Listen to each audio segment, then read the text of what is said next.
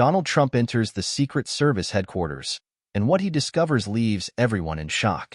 On a bitterly cold winter day in Washington, D.C., inside the Secret Service headquarters, the atmosphere was as tense as ever. Agents were busy filing reports, monitoring security feeds, and answering urgent calls. Suddenly, without warning, the heavy doors swung open, and a man stepped inside. No announcement, no security detail, just his unmistakable presence. The once bustling room fell into stunned silence.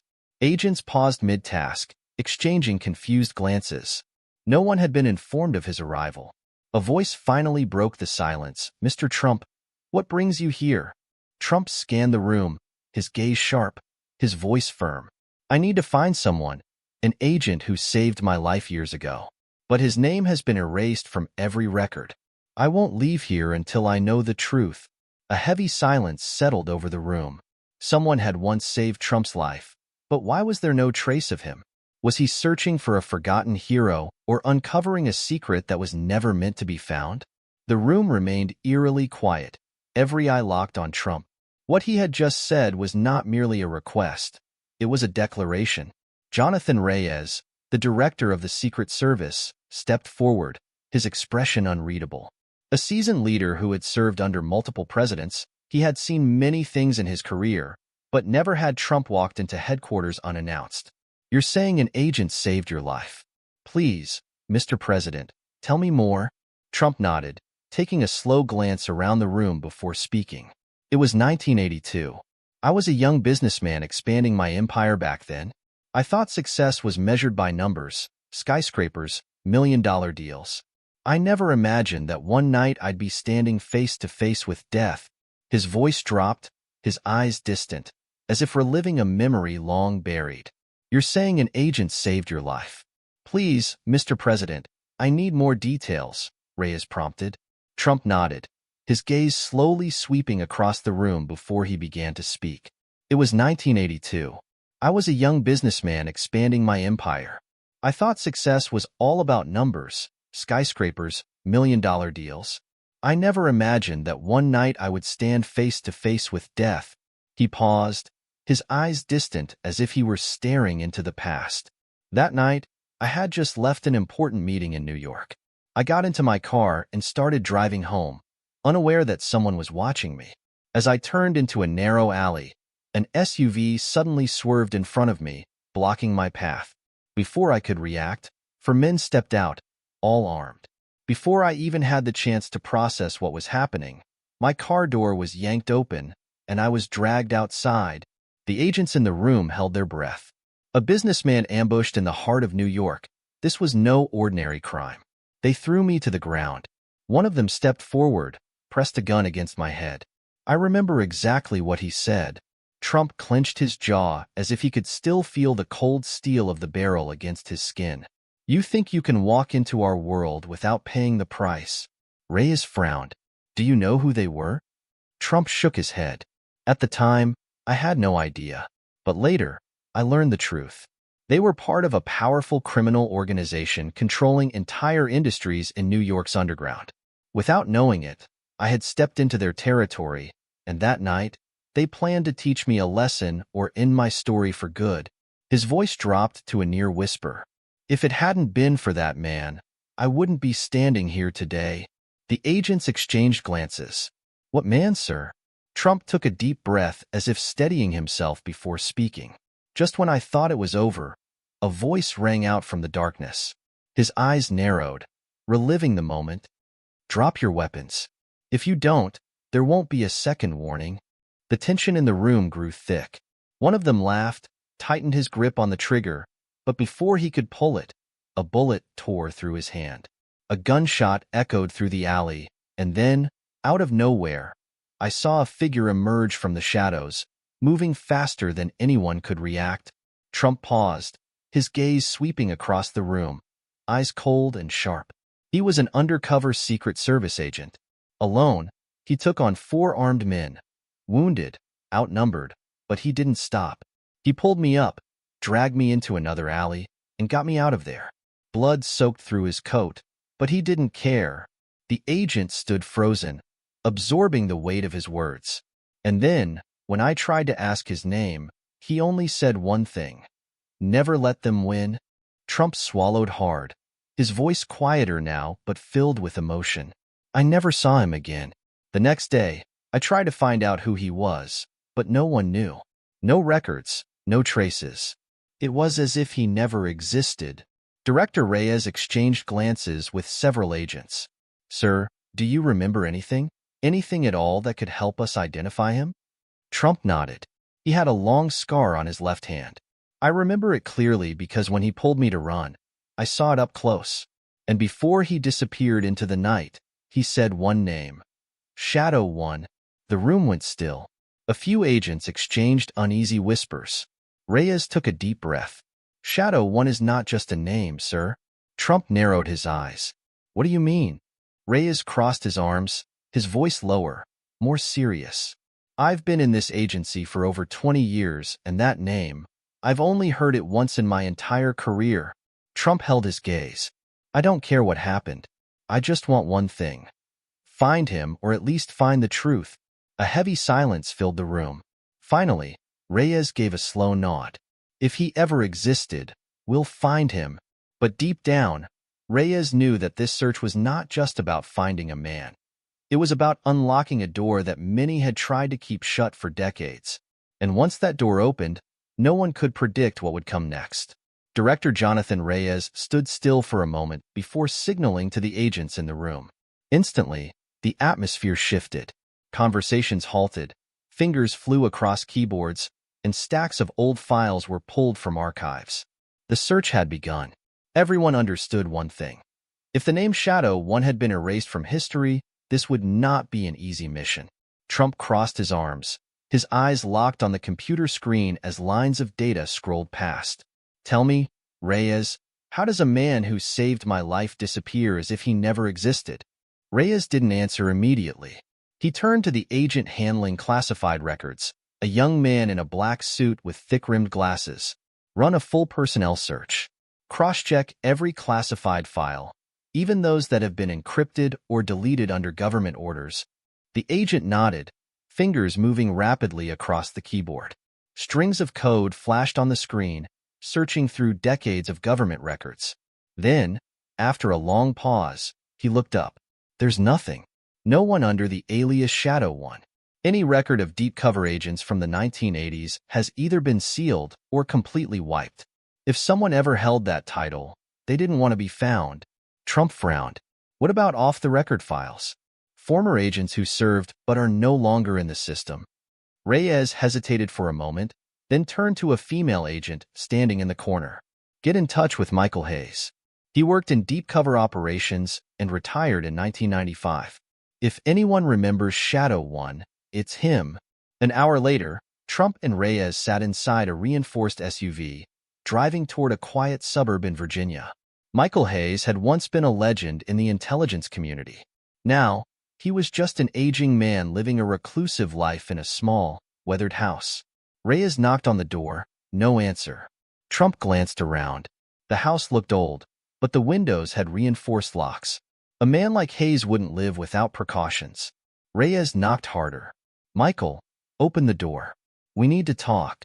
A deep, raspy voice came from inside. Go away. I don't have anything to do with you people anymore. Trump took a step forward, his voice firm but laced with sincerity. This isn't about you. It's about a man who disappeared, a Secret Service agent once known as Shadow One. Inside, there was silence. Then, a soft click. The door creaked open slightly, revealing Michael Hayes. Though well into his 60s, he still carried the presence of a man who had spent his life in the security world. His sharp eyes studied Trump, but there was something else beneath them. Something that told Trump this man had seen more than anyone should ever have to bear. Hayes crossed his arms, his voice edged with skepticism. If you're here asking about Shadow One, that means you're either incredibly stupid or you have no idea what you're walking into. Reyes spoke calmly but firmly. Tell us the truth. Hayes exhaled heavily, then stepped back and motioned for them to come inside. The living room was small, cluttered with old papers and faded photographs lining the walls. Trump's gaze moved across them until it landed on one particular photo, An old group picture of agents in black suits standing in formation, faces stern and composed. But one man stood slightly apart, his eyes not focused on the camera. Trump pointed at him. "Is that him?" Hayes remained silent for a long moment, then finally nodded. "Yes, but his name wasn't always Shadow One. He had a real name once, though by now, I doubt anyone remembers it." Reyes spoke slowly, deliberately. "We need to find him." Hayes locked eyes with Trump. "If you're serious about finding him, remember this. There's a reason he disappeared. And if you start digging into this past, there will be people who don't want you to find the truth." Trump didn't flinch. "I owe him my life. No matter who I have to face, I won't stop." Hayes studied him for a long moment, then let out a heavy sigh. He stood up, disappeared into another room, and returned holding a worn-out envelope sealed in protective plastic. He set it on the table. "This is all I have left of him. But be careful, Trump. Some debts are too great to be repaid without consequences." Trump took the envelope and slowly opened it. Inside was an old photograph and a classified government file still stamped with an official seal. The secret of Shadow One was about to be uncovered, but for every answer, even more questions were waiting. The envelope felt heavier than it should. Trump carefully opened it, revealing an old, worn photograph. The edges were frayed with time. In the picture, a man in a black suit stood among a group of Secret Service agents, but unlike the others, his sharp eyes weren't looking at the camera. He was watching something beyond the frame, as if anticipating a threat no one else could see. Faintly printed below the image were the words, "David Cole, United States Secret Service." Trump turned to Michael Hayes, his voice slow but firm. "Is this him?" Hayes nodded. "His real name was David Cole, one of the best agents I ever knew. But he wasn't just any agent." Reyes frowned. Hayes took a deep breath, his aging eyes reflecting a weight only a few could understand. David didn't just work for the Secret Service. He infiltrated one of the most powerful criminal syndicates in the country. He took on assignments no one else dared to. He gathered evidence of corruption at the highest levels, illegal deals between the government and underground organizations. Trump tightened his grip on the photograph. "So that's why he was erased from the system." Hayes nodded. "No one wanted a man like David Cole to exist. The people in power made sure his name would never appear in any official record." Reyes crossed his arms, his voice low and steady. "If he's still alive, why hasn't anyone been able to find him?" Hayes locked eyes with Trump. "Because he doesn't want to be found. Or worse, someone made sure he never would be." Silence filled the room. Then Trump rose from his chair, determination burning in his eyes. "We're going to find him." Hayes exhaled heavily. "If you're that determined, I have a lead. But it's not safe." Trump didn't hesitate. "I don't care." 3 days later, Trump and Reyes arrived at a remote area on the outskirts of Chicago. The night was bitterly cold, the air sharp as a knife, and the narrow dirt road led them deep into a dense forest where a small wooden cabin stood in isolation. Reyes instinctively reached for the firearm at his waist, then motioned for Trump to stay back. "We don't know who's in there. Let me go in first." Trump shook his head. "I'll speak to him myself." They approached the door. Reyes knocked firmly 3 times. No answer. Trump stepped forward, his voice cutting through the darkness. "David Cole, I know you're in there." Silence. Then, a faint click. The door creaked open just slightly, and a pair of wary, aged eyes peered out from the shadows. David Cole. His face was gaunt, his beard streaked with silver, his frame leaner than the man in the photograph. But his eyes, those same piercing, battle-hardened eyes, had not changed. He was still a man who had once stood at the edge of life and death. Trump met his gaze unwaveringly. "I've been looking for you for 40 years, David." David remained silent for a long moment, then slowly pushed the door open wider. "If you've made it this far, it means you truly want answers." Inside the cabin, the dim glow of an old lamp cast long shadows across the room. Stacks of yellowed newspapers and scattered documents covered the table, the headlines revealing traces of past political scandals, names Trump recognized, yet details he had never seen made public. David sat down, his eyes never leaving Trump. I saved you that night because I knew if you died, the story would end there. But I never expected you'd be the one to come looking for me." Trump clenched his fist. "Why did you disappear?" David let out a quiet, humorless laugh. "Because I got too close to the truth. I held evidence no one wanted to see. And when I was ready to expose it, they set me up.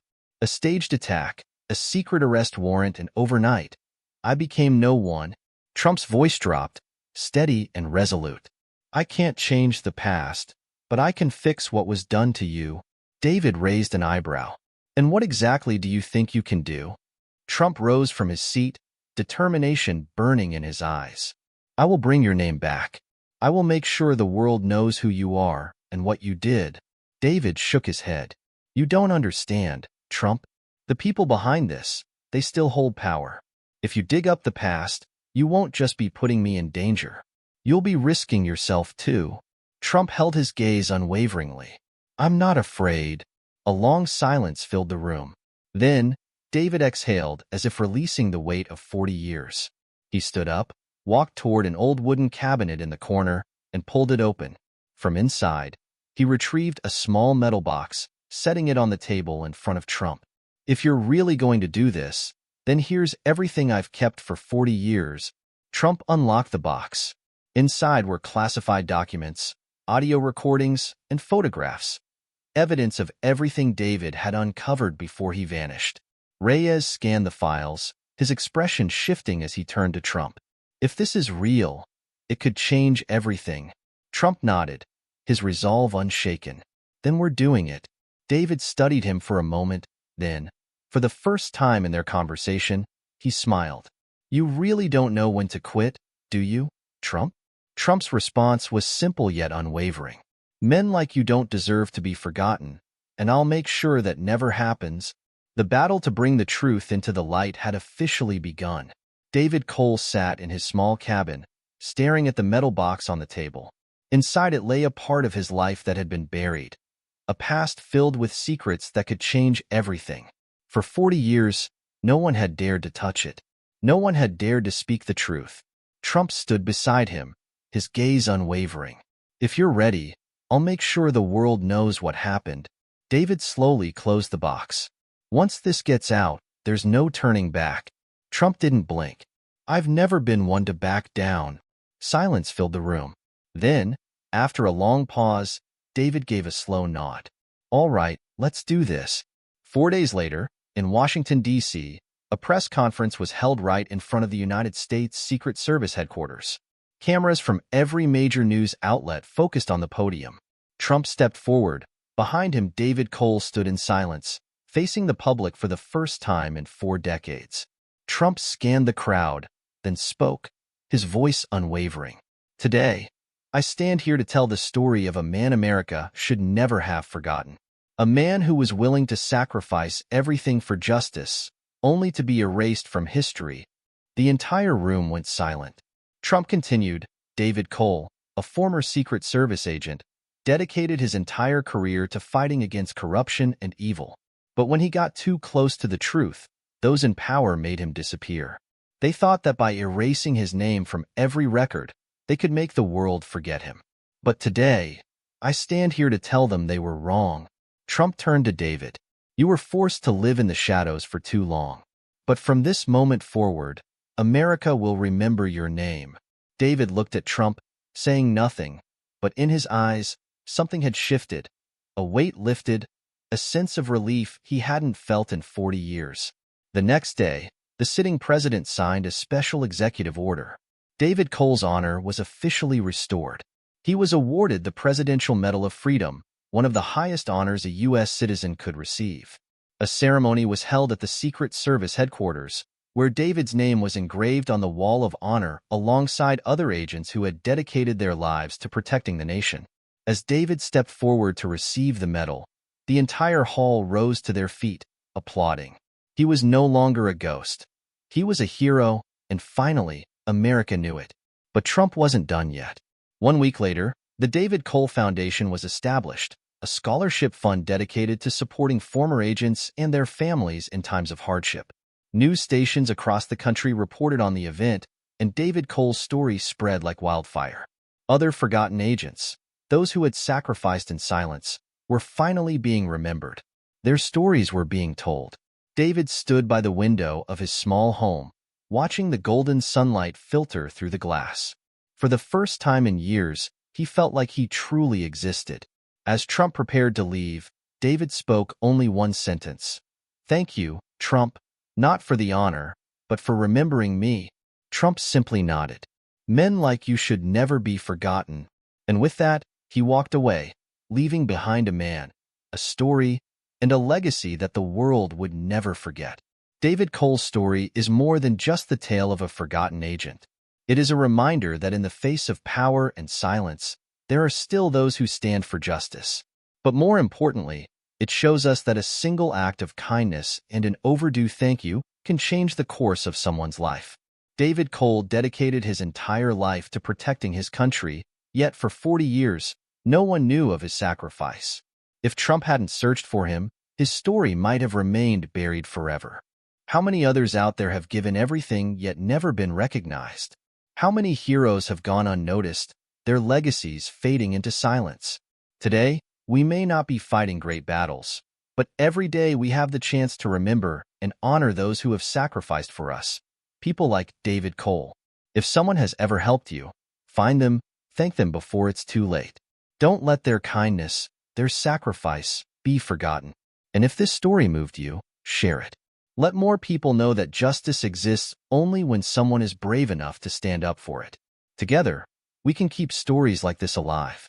And if you love powerful, inspiring stories, don't forget to subscribe, like this video, and share it with those around you. Because sometimes, a story retold can change a life.